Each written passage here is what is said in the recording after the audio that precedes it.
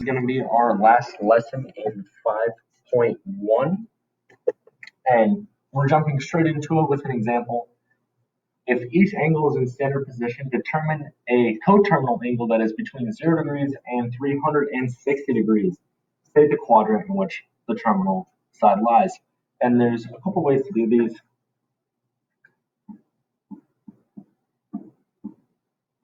Method 1 is not always necessary, but it's a surefire method of getting it.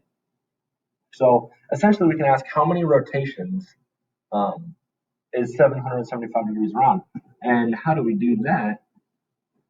We would divide by 360 degrees, right? Because if 360 degrees is one rotation, that'll tell us how many rotations that is. And we're going to get about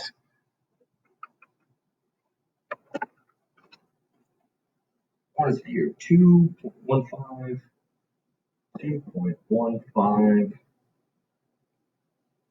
277, 277, right? And so that tells us we make 2 full rotations, right? And we're looking for between 0 and 360. So 2 full rotations, we can cut that out, right? So now we need to figure out how many rotations is that, because that'll tell us a number between 0 and 360. So we can just take 1 or 0.15, 2, 7, 7, 7, 7, 8. And if we multiply that by 360, that'll give us how many degrees we go around. Or so we'll go around twice, that's that 2, and then it's how much more. And this will tell us how many more in degrees, right? So 360 times that mass is about 55 degrees.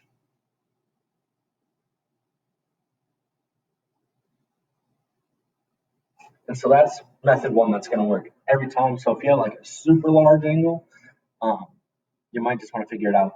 Another way to do it is simply just to think about it, right? Just subtract 360 and then just subtract 360 again and see what you get. Or if you're ballparking, right? Our method 2, which is basically what I just said, subtracting 360 until you get between them, is we have our equation alpha plus 360k degrees is a coterminal angle, right? And we're saying that, and we're looking for alpha here. What's the original angle between 0 and 360? Plus 360 degrees times what? What are we going to slot in there? What makes that equal to 775? You know, you could just take a good guess here, right? Or it's basically just subtracting 360 enough times. But if you have a good guess, 2 360s is 720. I know that gets pretty close. So if I put 2 in there, then we're going to get alpha plus 720 degrees equals 775 degrees. And then we subtract that 720 degrees over, and we are left with 55 degrees. So same answer both ways. Method 2 is what I would use for one like 775. I would just subtract 360 until I get there because it's not very far off. But if it ever gives you a very large one, then I would use method 1. And method 1, you know how many full rotations you did around as well pretty easily without having to calculate it. So now it wants us to do it with negative 1,297. And again, you can add 360 a bunch of times, but let's just try the way, right? So, or the other way, method 1. So negative 1,297. I want to figure out how many rotations around that is. So if I divide that by 360 degrees, I will learn that is negative 3.602, bunch of sevens, and an 8. That's how many rotations, right? So that's rotations. And we want the angle that's between 0 and 360. So all we need to do, I don't care about those 3 rotations, those 3 full rotations. That's not what I need to know. I need to know that, right? I need to know how far around is 0.602777778 rotations. How far in degrees is that many rotations around? And to do that, I'm going to multiply it by 360 degrees. And that will get us negative 217 degrees. Now, keep in mind, it wanted us to find between 0 and 360 degrees, right? Is that between 0 and 360 degrees? No, it's negative. So all you simply have to do is add 360 to it one more time. And then once you add 360 to it one more time, you get 103. So that's the coterminal angle with that one. All right. One more definition.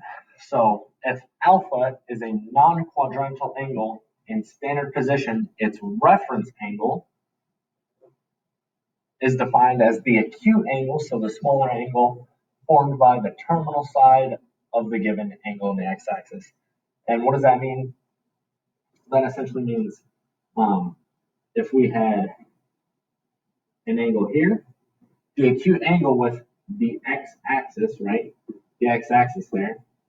The acute angle is going to be this one, right? So this, whatever this degree is, that'll be that reference angle. Now, if we had one out here, now its reference angle with the x-axis, now its reference angle is there, right? And now,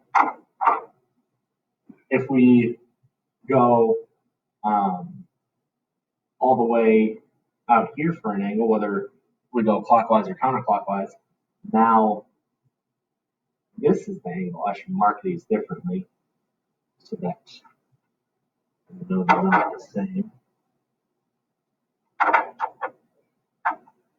And then lastly, if we went all the way out here, its reference angle is this little angle because that's the one closest to the x-axis.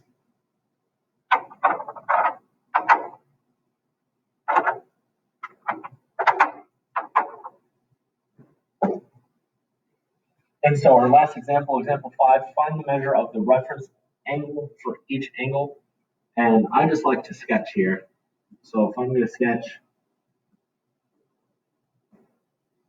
an x and y coordinate,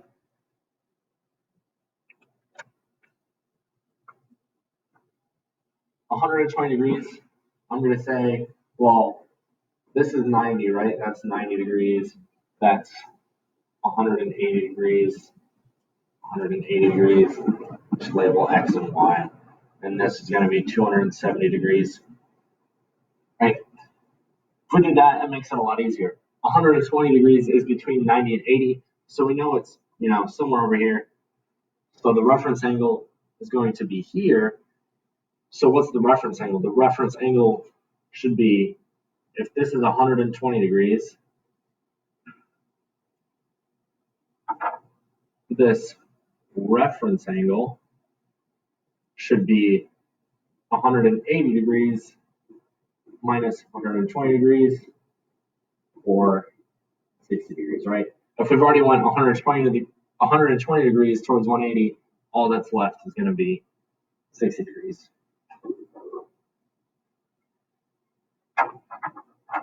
And now for negative 135. So the trick here I always find to be, I hate working in negative angles. So I would just make it positive. And how do we make it positive? First, I'm going to write these for reference: 90, 180, and 270. Right. So 135, negative 135 degrees. How do we make it positive? That's the same angle, coterminal angle, right? We just add 360. So plus 360 degrees.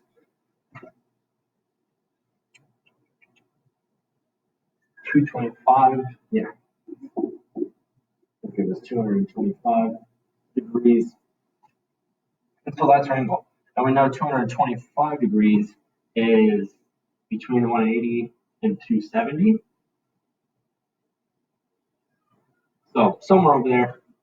It doesn't even quite matter where. And we know that this is going to be our reference angle. So again, there's now multiple ways to do this one, right? We know that if we can either think about going counterclockwise or sorry, clockwise, or this way is counterclockwise. We can go either way.